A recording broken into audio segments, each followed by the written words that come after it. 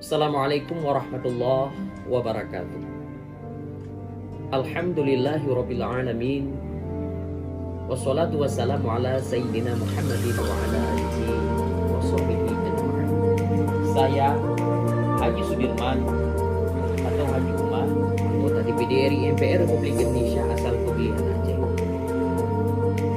Dalam kesempatan ini ingin mengucapkan selamat hari Isra Mi'raj Nabi besar Muhammad sallallahu alaihi wasallam 1442. Semoga dengan kita mengenang kembali sejarah Isra Mi'raj Nabi besar Muhammad sallallahu alaihi wasallam menjadikan pendidikan yang sangat bermanfaat bagi kita untuk bagaimana menumbuh kembang keyakinan kita, kesadaran kita terhadap kehambaan diri kepada Allah SWT.